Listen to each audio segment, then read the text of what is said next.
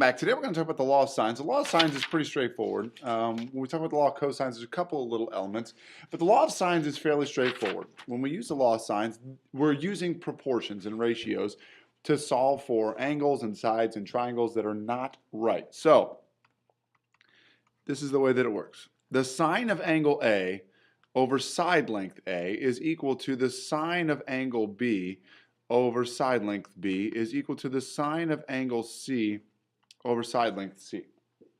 Okay, and so in order for the law of sines to work, you need one full ratio.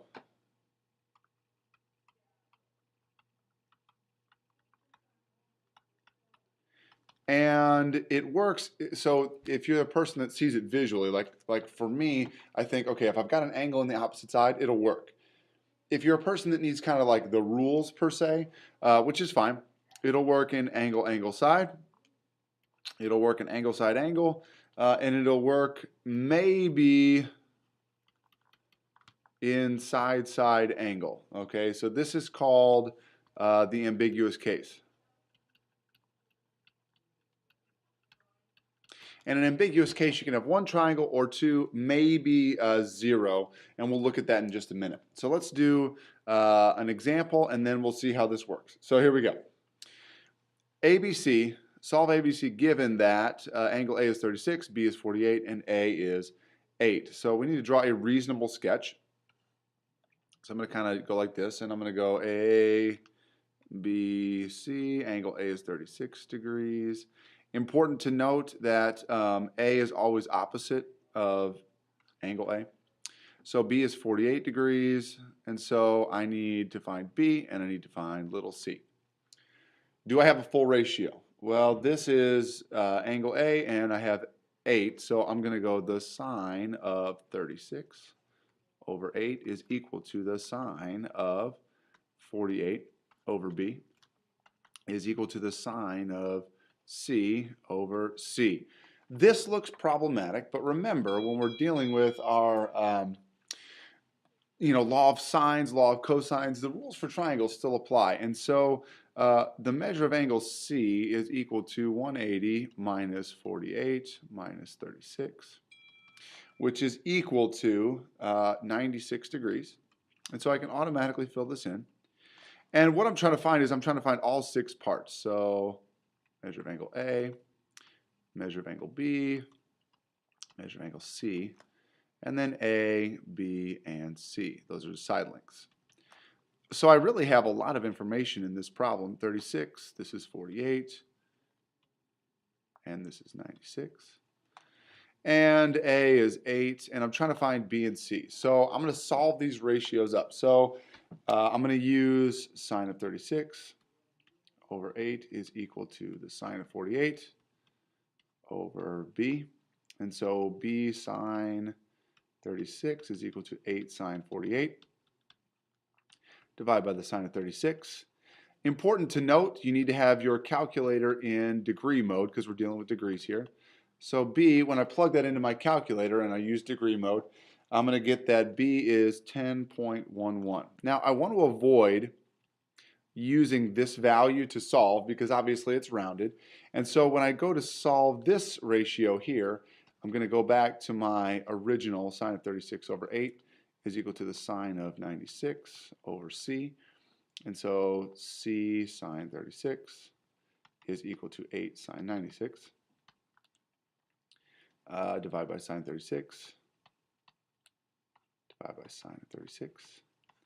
C is equal to 8 sine 96 over sine 36. And so C is going to be equal to approximately 13.54. Okay? So 6 pieces I solve for, and I am good to go. Okay? So that's how the law of sines works. Yes, so that second example works out much the same. I want to spend some time talking about the ambiguous case because it's actually the more difficult part of this. The law of sines is fairly straightforward when you've got your full ratio and you're comparing. The ambiguous case is something that could happen. It's ambiguous because we don't know what's going to happen. So this is the side-side angle case. And it's 1, 2, or 0 triangles formed. And this is essentially what we're looking at. We've got this angle, so this would be a given, right? It's fixed, so they give us this. And this is given, B, so it's side, side, angle. They're in that order. And we want to always draw it like this because that's going to allow us to kind of see what's going on. And this is also given.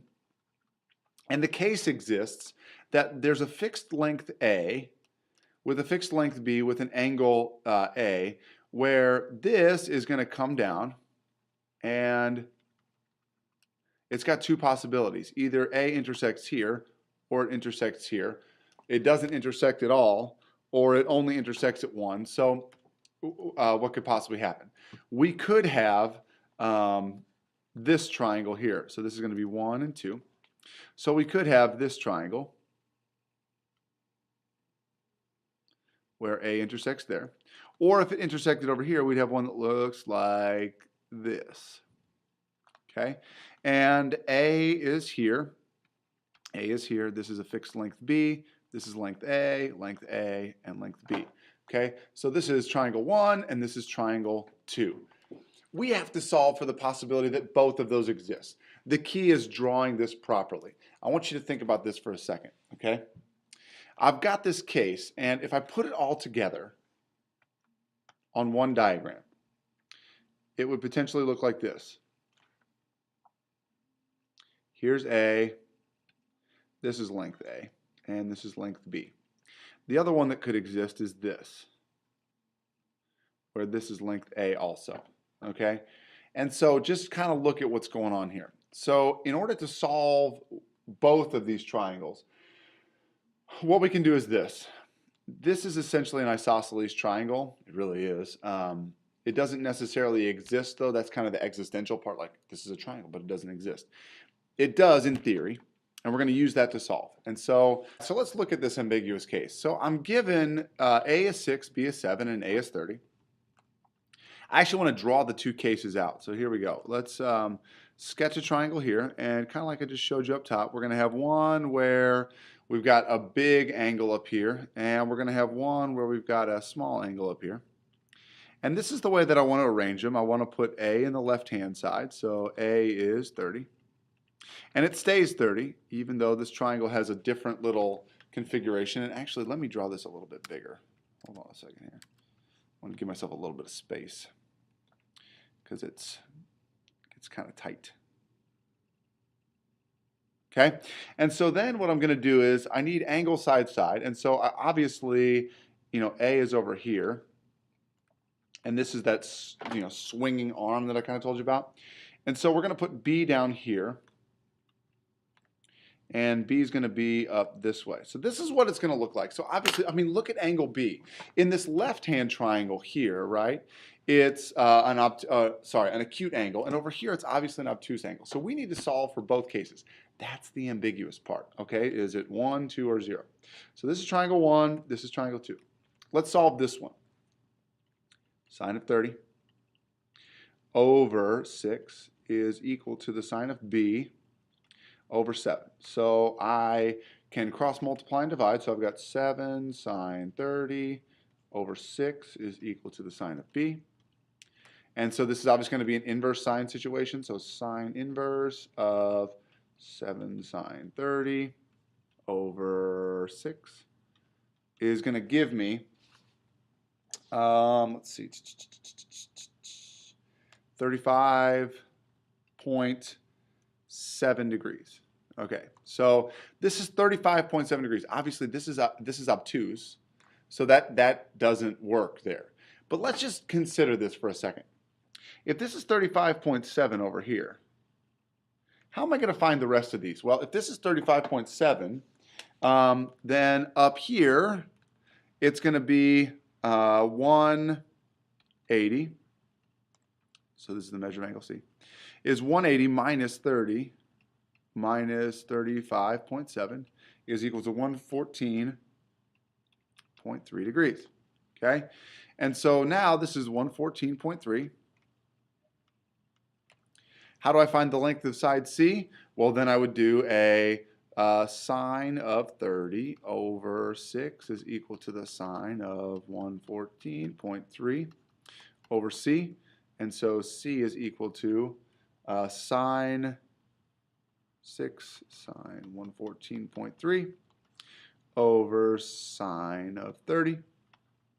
So C would be equal to 10.94. So that's one case. What about the second case? So the first case is very straightforward. Boom. That's it right there. That's one triangle. How do I know if it's two triangles? So here's the deal. In order to understand this, I want you to look at this triangle as if it was that one that I was talking about, that existential one. Like, what if it existed? If this is true, watch. And this side length is 6, then that would mean this is 6. And if this was 35.7, that would mean that this angle is 35.7 also, okay?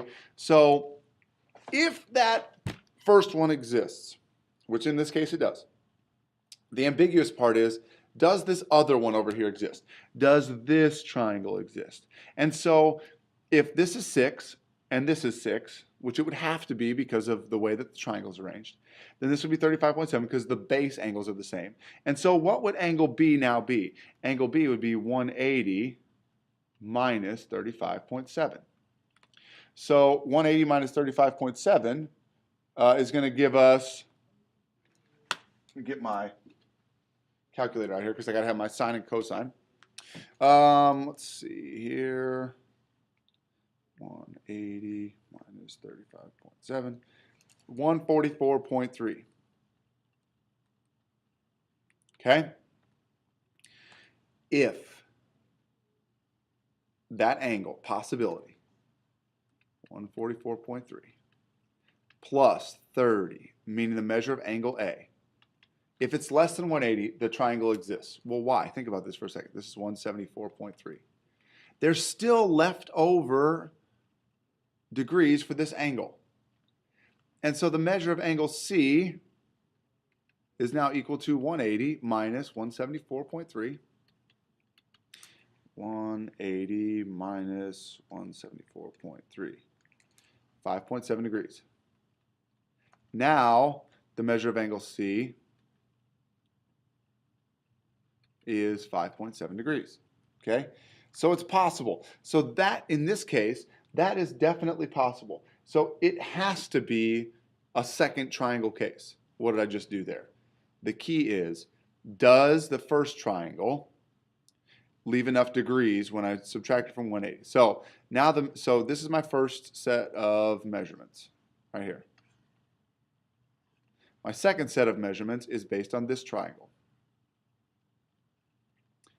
30, 5.7 degrees. This is 144.3. A is still 6. This is 7. And now I need to find C. Okay? So that's how this game works. So you find the first one using the law of sines. And then you use supplementary angles to figure out what the possibility would be.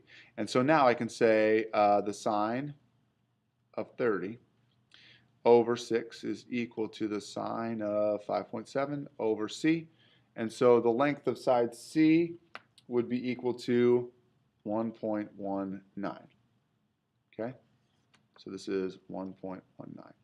That's how you determine ambiguous case. So what would happen if it didn't work out? So this was two triangles, obviously. If there's not enough leftover degrees, it would be ambiguous case. Sorry, it would be one triangle with the second one not possibly existing because there weren't enough degrees left over for that top angle. Okay? All right, guys, that's all there is to it. If you have questions, please feel free to reach out. But thanks for watching, and we'll see you next time.